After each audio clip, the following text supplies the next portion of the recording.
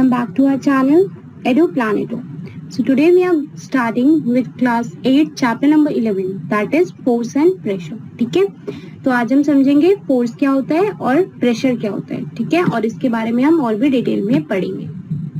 So first we have what is force.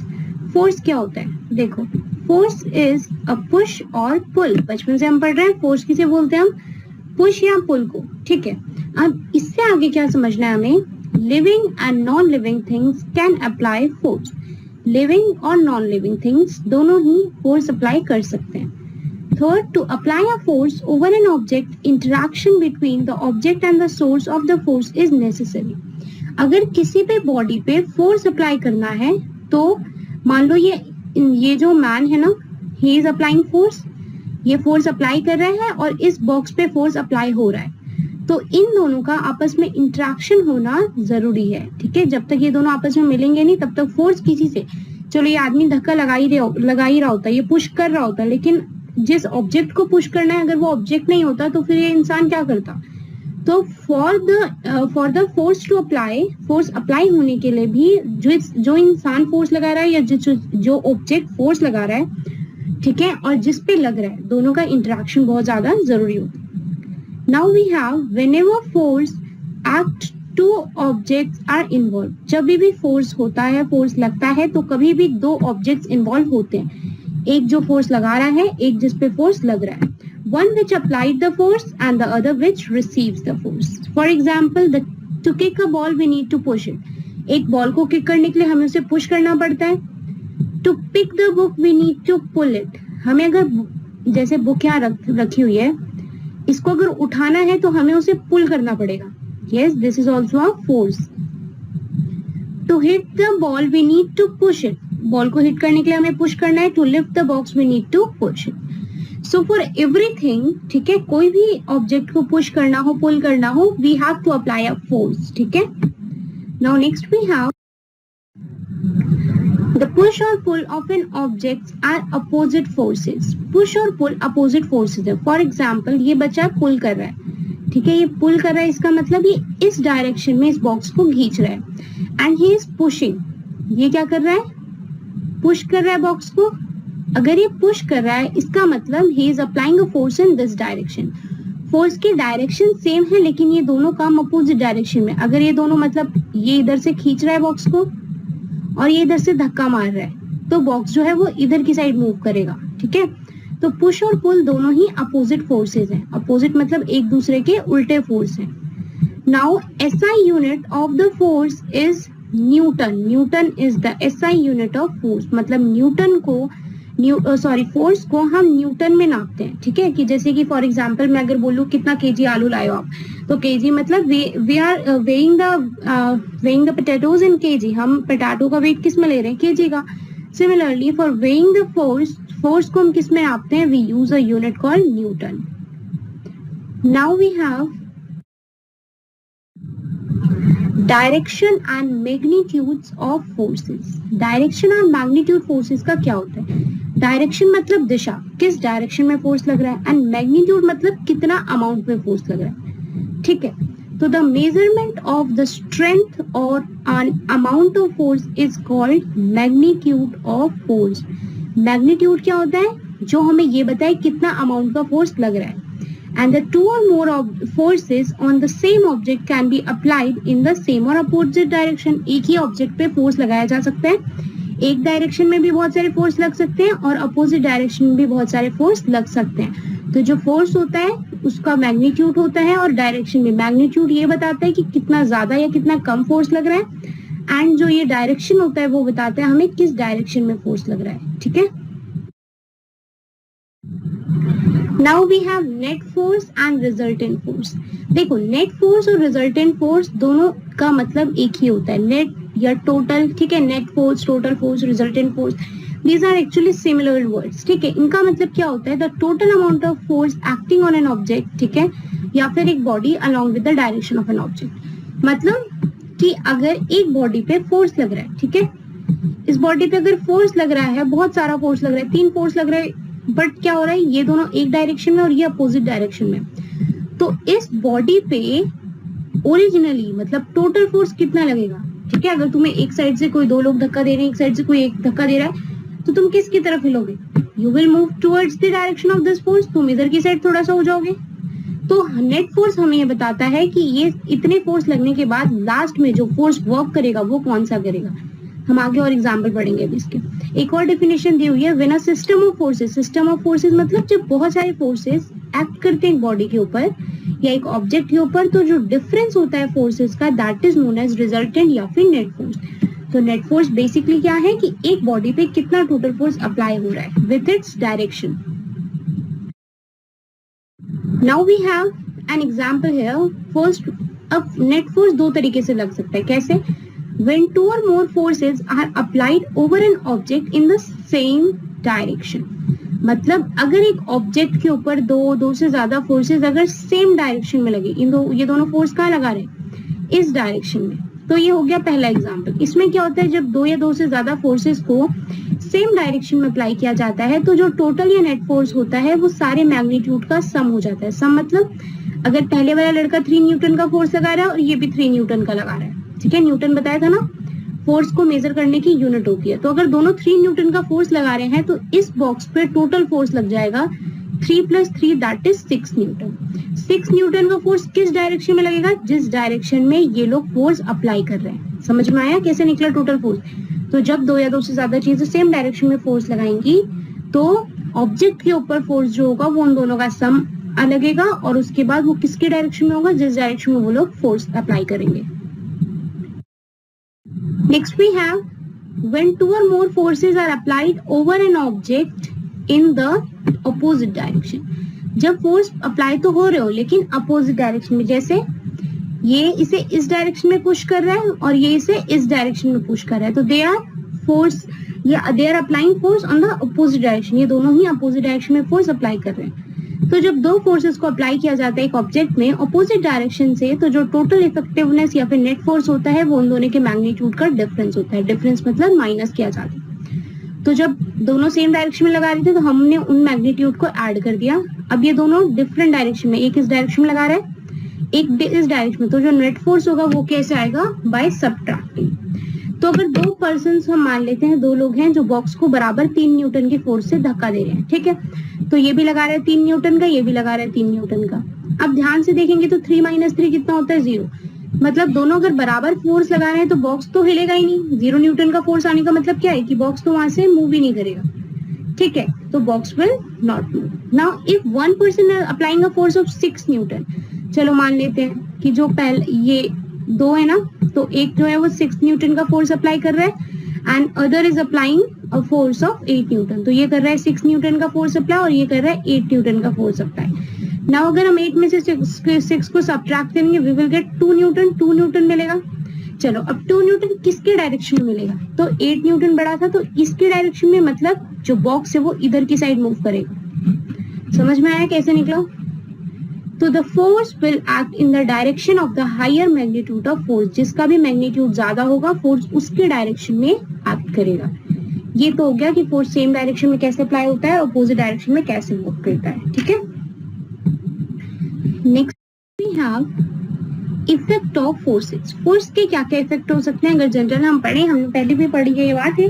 पहला, force can move a stationary object. Stationary मतलब कोई चीज अगर रुकी हुई है तो फोर्स की वजह से वो मूव कर सकते हैं। फॉर एग्जांपल ये बॉल यहाँ पे रखी हुई थी, आपने एक किक मारी and the ball starts moving, ठीक है। एक और एग्जांपल, अगर ये motor makes stationary fan to move. जो फोर्स, मोटर पता है ना, जो पंखे के बीच में जो मोटर होता है, तो अगर हम उसको स्टार्ट कर दे तो मोटर की वजह से फैन जो होगा वो मूव करने लगेगा। तो that is the first example. Second, the force can change the speed of a moving object. अगर कोई चीज चल रही है तो उसकी स्पीड और बढ़ाई या घटाई जा सकती है फोर्स लगा के। फॉर एग्जाम्पल, एक बॉल अगर आपकी तरफ घूमते घूमते आ रही है, आपने उसे किक कर दिया तो वो और स्पीड से आगे जाएगी, और या फिर आपने उसको वहां पे रोक लिया तो उसकी स्पीड डिक्रीज हो गई। तो दोनों ही केसेस में फोर्स की स्पीड चेंज होगी, या तो ज्यादा होगी या तो कम हो जाएगी, ठीक है। Next we have force can stop a moving object. अभी बोला बॉल आ रही है, आपने उसको रोक लिया। Force can change the direction of a moving object. Similarly दोबारा से क्रिकेटर को बैट से किसी क्रिकेटर को किसी ने बॉल फेंकी और उसने बैट से मारा और देन बॉल की डायरेक्शन चेंज हो गई, खत्म बात यहीं पे। तो अगर आपको ये नहीं समझ में आ रहा, फुटबॉल आपको किसी ने पास किया और आपने उस पर किक मारा, तो जरूरी थोड़ी आप पास आपको इस डायरेक्शन से की गई और आप भी आगे इसी डायरेक्शन में मार रहे हैं। आपने किक कर दिया इस डायरेक्शन में, तो direction is changed.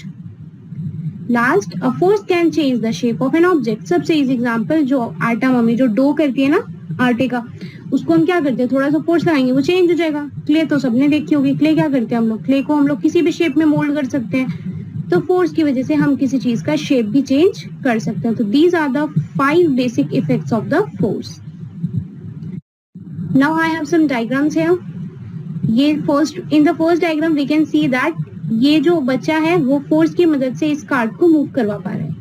Now in this we can see that जो क्रिकेटर है वो बॉल की डायरेक्शन चेंज कर रहा है just by hitting it. In this जो फुटबॉलर है, ठीक है, he is stopping the ball just by applying force. Now ये जो यहाँ पे मड से चीजें बनाते हैं ना, तो ये क्या कुम्हार क्या कर रहे हैं, he is basically using his skills to change the shape. Now we have types of forces. अब फोर्स हमने पढ़ लिया, फोर्स के टाइप्स भी होते हैं। चलो देखो, फोर्स जो होता है ना वो दो तरीके से अप्लाई हो सकता है। एक होता है कांटेक्ट फोर्स और दूसरा होता है नॉन कांटेक्ट फोर्स। कांटेक्ट का मतलब सुन के थोड़ा बहुत अंदाजा लग रहा है, कांटेक्ट मतलब जिसमें दो चीजें आपस में कांटेक्ट में आए, मिले एक दूसरे से। Now non contact force is vice versa. Non contact force में जो दो चीजें हैं वो आपस में कभी मिल ही नहीं रही। These are two types of forces. Now contact force भी दो तरीके के होते हैं, एक होता है फ्रिक्शनल और एक होता है मस्कुलर। मस्कुलर बेसिकली मसल सुनाई दे रहा है मस्कुलर नाम सुनते ही, मतलब हम जो उसको फोर्स अप्लाई कर रहे हैं। फ्रिक्शनल फोर्स तो सबने सुना होगा, नहीं सुना तो सुन लो। जब हम लोग वॉक करते हैं तो एक फोर्स होता है जो हमारी अपोजिट डायरेक्शन में लगता है, ठीक है, इसके बारे में और पढ़ेंगे अभी। नाउ नॉन कांटेक्ट फोर्स आ गया gravitational force, magnetic force and electrostatic force, ठीक है। तो ये होता है broad category. If you want you can take the screenshot for the above. Now next we have, first we will know about the contact forces. Contact forces क्या होते हैं? तो contact force is any force that requires contact to occur. मतलब कोई भी force जो किसी भी दो चीजों तीन चीजों के कांटेक्ट में आने के बाद लगे, उस फोर्स को हम कांटेक्ट फोर्स बोलते हैं, ठीक है। Pushing a car up a hill or kicking a ball across a room are some everyday examples where the contact force are at work. For example, अगर इस आदमी को इस बंडल को उठाना है, ठीक है, if he want to lift it, तो उसको अपने हैंड, ठीक है, और इसके बीच में there should be a contact, ठीक है। तो ये जो फोर्स यहाँ पे लग रहा है ये इन दोनों के कांटेक्ट में आने के बाद लग रहा है, that's why it is known as a contact force. For example, अगर ये बॉल जमीन पे रोल कर रही है, ठीक है, तो जमीन और बॉल का आपस में कांटेक्ट होना जरूरी है फ्रिक्शनल फोर्स अप्लाई होने के लिए, ठीक है। फ्रिक्शनल फोर्स क्या करते हैं, बॉल को अपोजिट डायरेक्शन में फोर्स लगाता है। नाउ अगर आप एक स्लाइड से नीचे की तरफ आ रहे हैं, तो स्लाइड और आपके बीच में कांटेक्ट है। सो बेसिकली इन जनरल बात करूं तो कोई भी फोर्स अप्लाई जो कि दो चीजों के कांटेक्ट में आने की वजह से होती है, that force is known as contact force. Clear? Now पास दो एग्जांपल्स दिए हुए हैं। First one is muscular force and second one is frictional force. तो पहले देखते हैं मस्कुलर फोर्स क्या होता है। The force that comes into play because of the action of the muscles is called muscular force, ठीक है। कोई भी फोर्स जो मसल्स के काम की वजह से आ रहा हो, ठीक है, मतलब मसल्स की वजह से that force is applying, that force is known as muscular force. For example, human beings use muscular force in order to walk. चलने के लिए हम यूज करते हैं। The expansion and contraction of lungs is because of the muscular force. Muscles की force की वजह से ही हमारा जो लंग्स होता है वो सांस लेने के बाद एक्सपेंड होता है, और सांस जब हम लोग रिलीज करते हैं तो इट कॉन्ट्रैक्ट्स, ठीक है। हमारे लंग्स एक्सपेंड और कॉन्ट्रैक्ट करते रहते हैं ना। Movement in food along the food pipe सबने पढ़ा होगा। ओइसोफेगस में पेरिस्टाल्टिक मूवमेंट, जो ऐसे ऐसे करके फूड जो होता है उसमें से पास होता है, ठीक है। तो that movements also occur due to the muscular force. Last, animals can also exhibit muscular force. That's why they can move from one place to another. तो अगर कोई मूव भी कर रहा है, कोई चल भी रहा है, तो उसके लिए भी वो कौन सा फोर्स अप्लाई कर रहा है, मस्कुलर फोर्स, ठीक है। मस्कुलर फोर्स मतलब ऐसा फोर्स जो मसल्स के थ्रू अप्लाई हो। Now we have frictional force. It is a force that is exerted by the surface over an object whenever the object moves on the surface. किसी भी surface पे जब कोई ऑब्जेक्ट मूव करेगा तो उसके ऊपर एक फोर्स लगता है, that is known as muscular force. कभी देखें जब हम बहुत ज्यादा चलते रहते हैं तो हम कम थकते हैं, और बहुत तेज आंधी में चल रहे हैं, देखो ध्यान से, अगर एक सरफेस है जिसपे ऑयल गिरा हुआ है और एक रफ सरफेस है, तो तुम ध्यान से देखोगे ऑयल वाले सरफेस पे तुम बहुत आराम से चलते हो या शायद फिसल भी जाओ, और रफ सरफेस पे तुम्हें थोड़ी मेहनत लगती है। क्यों? क्योंकि जो रफ सरफेस होता है उस पर फ्रिक्शन ज्यादा होता है। फ्रिक्शन मतलब एक ऐसा फोर्स जो आपको अपोजिट डायरेक्शन में पुश करे। ठीक है, फ्रिक्शन क्या करता है? आपको अपोजिट डायरेक्शन में धक्का देगा। एंड इन द फोर्स जिसमें ऑयल गिरा हुआ था उसमें क्या होगा? फ्रिक्शन कम हो गया क्योंकि वो स्मूथ हो गया। तो फ्रिक्शन कम हो गया, आपको पीछे के डायरेक्शन में कम खींचेगा, तो आप फिसल भी सकते हैं क्योंकि आप आराम से फ्लोली आगे चल रहे हैं। The force of friction always act in the opposite direction of the motion of an object. For example, अगर ये इंसान, ठीक है, फोर्स इसको अपनी साइड खींच रहा है, ठीक है, इस बॉक्स को वो अपनी साइड खींच रहा है, बट फ्रिक्शन की वजह से, फ्रिक्शन क्या कर रहा है? उसको इधर की साइड धक्का दे रहा है। इसकी वजह से इस इंसान को और ज्यादा फोर्स लगाने की जरूरत पड़ रही है। It leads to the generation of heat as the two surfaces come in the contact with each other. जब देखा है कोई बहुत ज्यादा भागता है या बहुत ज्यादा चलता है तो उसके जो सोल्स होते हैं शूज के वो रब हो जाते हैं। बिकॉज होता क्या है कि जब दो चीजें आपस में बहुत ज्यादा घिसती हैं, फॉर एग्जांपल जो लाइटनिंग वगैरह की जाती है उसमें क्या किया जाता है? दो चीजों को आपस में रब किया जाता है। ड्यू टू दिस रबिंग, जब दो चीजें आपस में कॉन्टेक्ट में आती हैं, इसकी वजह से हीट भी जनरेट होती है। Frictional force also leads to wear and tear of the surfaces of objects that come in contact with each other. पता है क्या होता है कि फ्रिक्शन फोर्स की वजह से क्या होता है कि चीजें ना फट भी जाती हैं। फॉर एग्जांपल जो शूज देखे, चलते चलते शूज हमारे खराब क्यों हो जाते हैं? क्योंकि फ्रिक्शन फोर्स उस पर लग रहा है बार बार, तो हम बहुत मुश्किल से चल रहे हैं। उसके बाद क्या होता है, एक टाइम आता है जिसके बाद सोल्स खराब हो जाती हैं। और भी चीजें होती हैं जो सिर्फ फ्रिक्शन फोर्स की वजह से क्या हो जाती है? खराब हो जाती हैं। सबसे अच्छा एग्जाम्पल हमारे शू की सोल्स होती हैं। ठीक है, shoes often got worn out due to the friction force that act between them as the ground as we walk. जैसे जैसे हम जमीन पे चलते हैं इसकी वजह से फ्रिक्शन फोर्स अप्लाई होता है, that leads to the worn out of our shoe soles. soles हमारी खराब हो जाती है जूते की। क्लियर? चलिए जी आगे। Now we have non-contact force. Contact force तो सुनते ही समझ में आ गया था, जिसमें दो चीजें आपस में कॉन्टेक्ट में है। तो भैया non contact force it is exactly opposite, मतलब जिसमें दो चीजें जो है, दो ऑब्जेक्ट जो एक दूसरे के पास फिजिकली नहीं आते और उसके बाद भी वो फोर्स अप्लाई हो जाता है। फिजिकली आने का मतलब कि अगर ये चीज और ये बॉल है, दो बॉल, अगर इनके बीच में फोर्स अप्लाई करना है, if you have to apply the force, these must be in contact with each other. ठीक है, अगर ये दो बॉक्सेस हैं तो अगर इन पे फोर्स अप्लाई करना है तो they must be in contact with each other, but it is not possible. So यहाँ पे फोर्स नहीं लग रहा। तो कॉन्टेक्ट फोर्स और नॉन कॉन्टेक्ट फोर्स में बस इतना ही फर्क होता है। कॉन्टेक्ट फोर्स में दो चीजों का आपस में क्लोज आना जरूरी है, नॉन कॉन्टेक्ट फोर्स भैया दूर दूर होकर भी लग जाता है। बहुत फैमिली, मतलब जो ज्यादातर बच्चों को याद रहता है, दैट इज ग्रेविटी। ग्रेविटी क्या होता है? अगर ऊपर से एप्पल नीचे की साइड आ रहा है तो ग्रेविटी ये बोलती है पहले तुम नीचे आओ तब मैं तुम्हें खींचूंगा। एप्पल तो ऊपर ही है तभी ग्रेविटी उसे खींच लेती है। मैग्नेट को देखा है, अगर जो नेल्स होती है वो यहाँ पे होती तो भी वो उसे अपनी तरफ अट्रैक्ट कर लेता। तो चीजें आपस में कांटेक्ट में नहीं होती उसके बावजूद भी ये फोर्स अप्लाई होते हैं। Now we have magnetic force, electrostatic force and gravitational force. तीनों ही ज्यादातर बच्चों ने सुने रहते हैं। ठीक है, पहला ये फोर्स जो होता है वो मैग्नेट अप्लाई करता है। ठीक है, मैग्नेटिक ऑब्जेक्ट अप्लाई करेगा, सीधी बात। इसमें होता क्या है कि जो दो पोल्स होते हैं, नॉर्थ और साउथ, तो अगर सेम पोल्स मिलते हैं तो वो रिपेल करते हैं, अपोजिट पोल्स अट्रैक्ट करते हैं। तो इसकी जगह हमें मैग्नेटिक फोर्स में ये समझना है अभी बस कि जो मैग्नेट होता है ना वो क्या करता है, वो किसी भी मेटल की चीजों को अपनी तरफ अट्रैक्ट करता है। फॉर एग्जाम्पल मैग्नेट यहाँ है और कोई ए ऑब्जेक्ट जो नेल है वो यहाँ पे है, इन दोनों के बीच में कोई कॉन्टेक्ट नहीं है इतनी दूर में, स्टिल जो ये मैग्नेट है ये इसे अपनी तरफ अट्रैक्ट करेगा। That is known as magnetic force. Electrostatic force बचपन से हम लोग करते आए हैं, बालों पे बैलून को रब किया, उसके बाद पेपर स्टिक करने वाला या फोम के साथ। तो इसमें क्या होता है, जब हम स्केल को अपने बालों पे रब करते हैं तो उसकी वजह से उसके अंदर इलेक्ट्रोस्टैटिक फोर्स डेवलप होता है। ठीक है, और ये इलेक्ट्रोस्टैटिक फोर्स क्या करता है, इन पीस ऑफ पेपर को अपनी तरफ अट्रैक्ट करता है। तो the force exerted by the charge particles is called electrostatic force. तो इलेक्ट्रोस्टैटिक फोर्स कौन लगाता है, charge particles.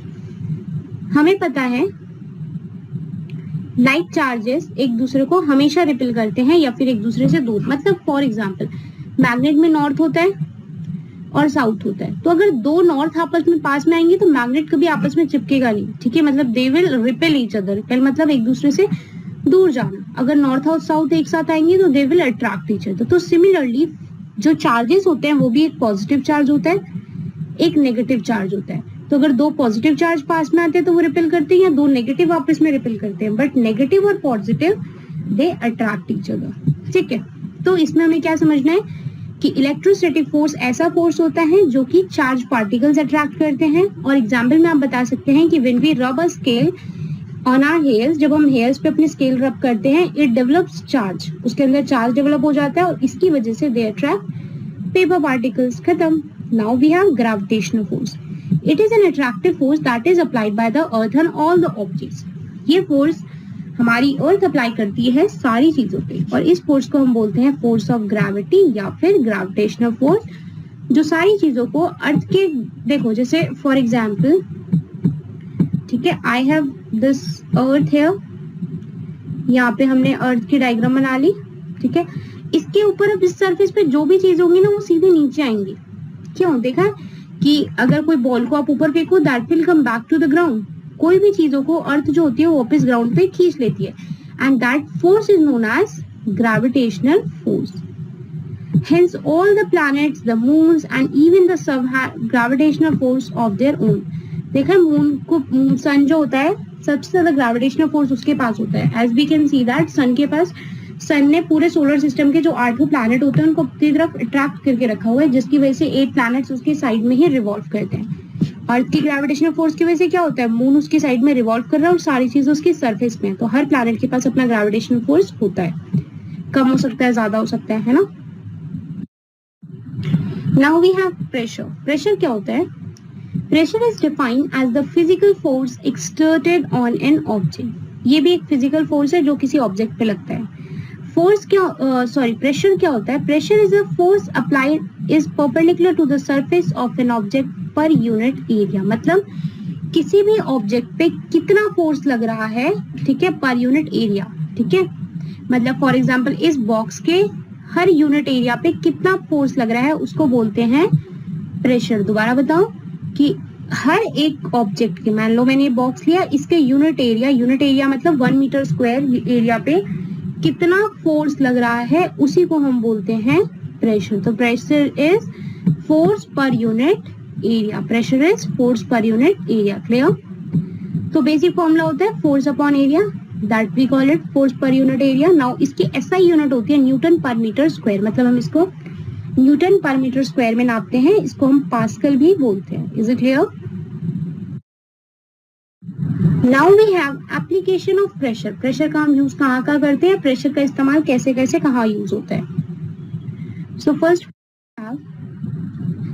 The area of the edges of the knife blade is extremely. अब देखो, अब मैंने कैरेट ले ली, ठीक है, अब इस कैरेट को मैं 2 तरीके की नाइफ ले रही हूँ। ठीक है, I have taken this knife with a sharp edge. Sharp edge मतलब इसके जो कोने हैं वो नुकीले हैं। And I have taken this metal rod. एक मैंने रॉड ले ली जो बहुत ज्यादा थिक है, जो बहुत पतली नहीं है, जिसके एजेस बहुत ज्यादा ब्रॉड है। अब मैंने क्या किया, मैंने इसको कट करने की कोशिश की। तो हुआ क्या कि जब मैंने इससे कट किया तो ये तो कट ही नहीं हुआ, कैरेट इज कट ही नहीं हुआ फर्स्ट केस में। बट जब मैंने नाइफ लिया तो नाइफ के साथ क्या हुआ, कैरेट आराम से कट हो गया। क्यों? क्योंकि जब सरफेस कम ज्यादा होता है तो प्रेशर कम लगता है। ठीक है, तो उस पर ज्यादा फोर्स लगाना पड़ेगा तब शायद जाके कैरेट वहां से कट पाए, टूट पाए। बट जब एरिया कम हो जाता है, जैसे सेकेंड डायग्राम में जो नाइफ था, है ना, जो यहाँ पे नाइफ है उसका एरिया कम है, एक पतली से कट पे बहुत जितना भी फोर्स हम लगाएंगे वो एक पतले से एज, इस एज पे लगेगा। तो जब एरिया कम होता है और उस पे प्रेशर बहुत ज्यादा हो जाता है, जिसकी वजह से चीजें आराम से कट जाती हैं। ठीक है, तो इसलिए प्रेशर का यूज हम लोग नाइफ की एजेस को स्मॉल बनाते हैं, नाइफ के एजेस को हम बहुत ज्यादा पतली रखते हैं ताकि चीजें आराम से कट सके। Now syringes are used to take the blood for the blood test. The pressure of the liquid forces the liquid to move into the syringe when its plunger is withdrawn. For example, जब हम लोग blood को लेते हैं ना, जब खून को निकाला जाता है हमारी बॉडी से थ्रू द सिरिंज, तो उस समय क्या होता है कि जो प्रेशर होता है लिक्विड का, दैट इज ब्लड का, वो उसको फोर्स करता है कि जल्दी से सिरिंज बनाने के लिए। जैसे हमारी बॉडी के प्रेशर से ज्यादा कम प्रेशर ना उस सिरिंज में होता है, जिसकी वजह से कोई भी चीज ज्यादा प्रेशर से कम वाली जगह पे जाती है। तो हमारा जो ब्लड है वो हमारी बॉडी से कहाँ जाता है, सिरिंज में। Syringe is the injection. When air is sucked out of the drinking straw, the air pressure inside the decreases and the atmospheric pressure outside force the liquid to go inside the straw. For example, जब तुम यहाँ की air पूरी सक कर लेते हो तो उसके बाद क्या होता है, स्ट्रॉ में पूरी क्या बन जाता है, लेस प्रेशर हो जाता है। तो हमारा एटमॉस्फेयर हमेशा नीचे की साइड एक प्रेशर लगाता है और ये प्रेशर इसको पुश करता है ताकि ये स्ट्रॉ के अंदर मूव कर पाए। Clear? Now we have this shoe. The pressure under the studs on the shoe soles, football shoe, is high enough for them to sink into the ground, which gives extra grip.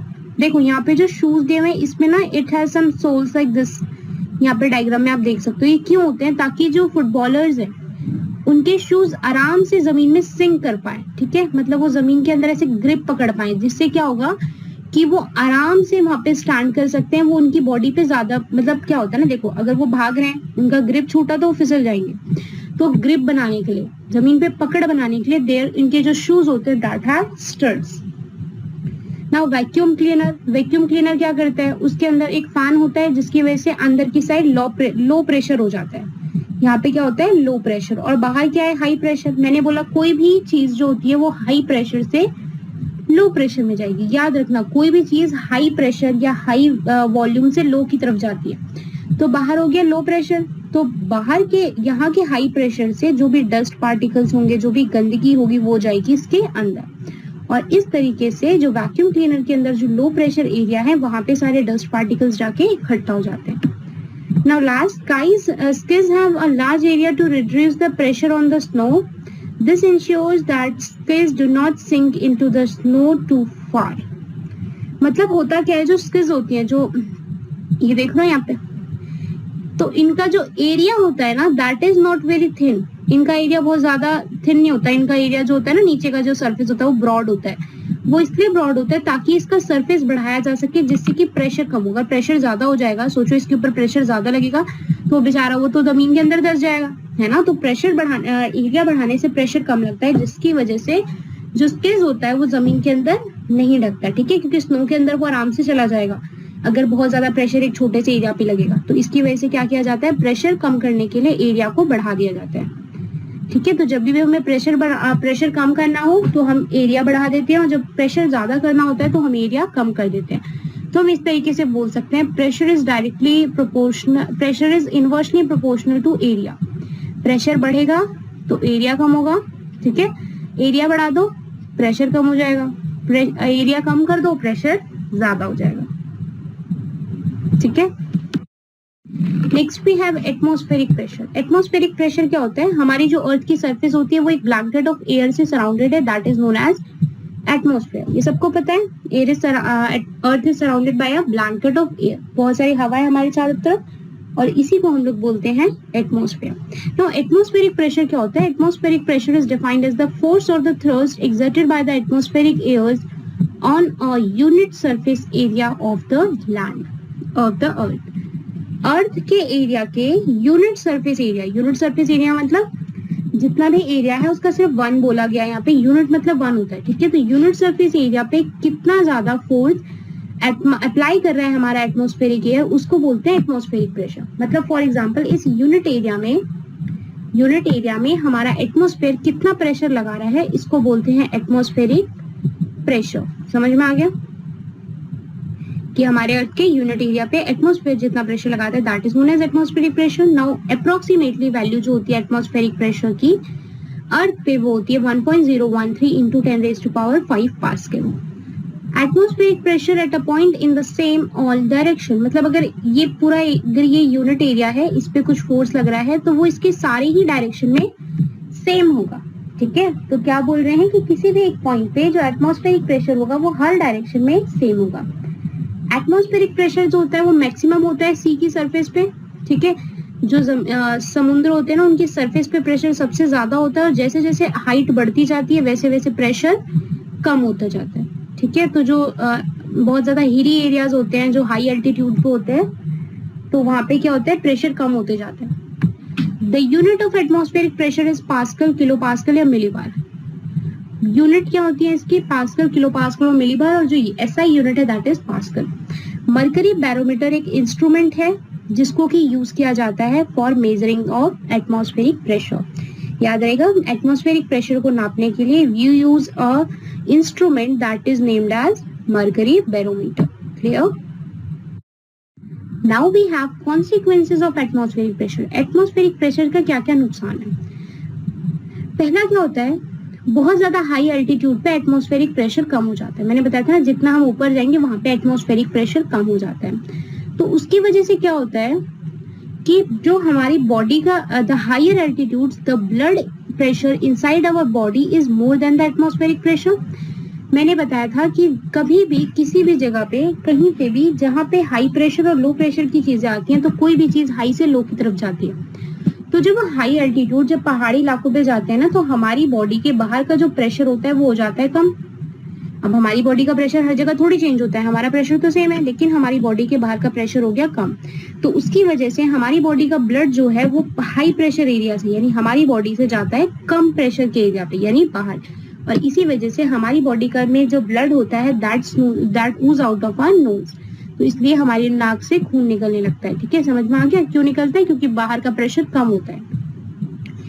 Next दिया हुआ है, as the pressure decreases, जैसे जैसे pressure कम होते जाता है तो oxygen जो होती है वो भी हो जाती है कम। तो mountain climbers use bottled oxygen when they ascend very high peaks. तो जब वो उनको बहुत ऊपर जाना होता है तो उनको बॉटल्स पे ऑक्सीजन लेनी पड़ती है। They also time take to, देखो अब होता क्या है कि अगर कोई भी इंसान, कोई भी लिविंग ऑर्गेनिजम्स अगर बहुत तुरंत एकदम लो प्रेशर एरिया से या हाई प्रेशर एरिया से लो प्रेशर एरिया में जाए तो उसको सिकनेस, कोई बीमारी हो सकती है। ठीक है, it can feel the decompression sickness, अचानक से उसको कंप्रेशन फील होने लग सकता है। तो जो जब माउंटेन क्लाइंबर्स होते हैं, जो वो लो एरिया से जब वो हाई एरियाज पे जाते हैं तो वो थोड़ा आराम से जाते हैं। दे टेक देयर टाइम ताकि कोई प्रॉब्लम्स ना हो जाए, उनको डिकम्प्रेशन सिकनेस वगैरह ना हो जाए। Next we have the pressure in the coke bottle increased by the shaking. जब हम बॉटल्स को शेक करते हैं तो उसकी वजह से क्या होता है, उसके अंदर का प्रेशर बढ़ जाता है। इसकी वजह से क्या होता है, जब हम सॉफ्ट ड्रिंक्स के ढक्कन को ऑन करते हैं या फिर कभी कभी ऐसे भी होता है कि उसके कंटिन्यूअसली शेकिंग की वजह से उसका प्रेशर इतना ज्यादा बढ़ जाता है कि वो बाद में फट जाता है। ठीक है, इट एक्सप्लोड्स। देखा है ना, कोक की बॉटल्स को अगर आप थोड़ा सा शेक करके ओपन करो तो उसमें जो अंदर जो कोक होती है it comes out like this, you can see in the diagram. ठीक है, now we have last, when we drink liquids with the straw, the air pressure due to our sucking inside the straw decreases and the air pressure acting on the surface of the liquid that becomes greater than the pressure inside the straw। होता क्या है कि आपने इसके अंदर की सारी air को सक कर लिया तो हो गया यहाँ पे लो प्रेशर एरिया। यहाँ पे कौन सा प्रेशर हो गया, लो प्रेशर, और बाहर अभी भी क्या है, हाई प्रेशर। तो ये हाई प्रेशर क्या करता है, अपने को अंदर की तरफ पुश करता है ताकि वो लो प्रेशर एरिया पे जा सके। और इसकी वजह से क्या होता है, जो ये लिक्विड होता है वो स्ट्रॉ के अंदर जाने लगता है। ठीक है, तो आपने क्या किया, आपने जब स्ट्रॉ को सक किया तो उसमें आपने सारी ऑक्सीजन ले ली, जिसकी वजह से यहाँ पे लो प्रेशर एरिया क्रिएट हो गया। और फिर हाई प्रेशर बाहर था, इसकी वजह से हाई प्रेशर से जो लिक्विड था वो कहाँ गया, लो प्रेशर में।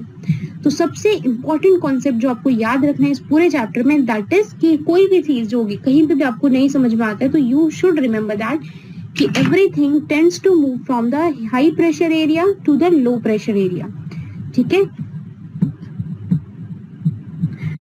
so here the chapter ends with the what is force, what is pressure। हमने force पढ़ा, pressure पढ़ा, हमने atmospheric pressure पढ़ा, हमने types of forces पढ़ लिए। Now here the chapter ends। If you guys feel any of the confusions, you can comment down in the comment section। Thank you all and meet you all too soon।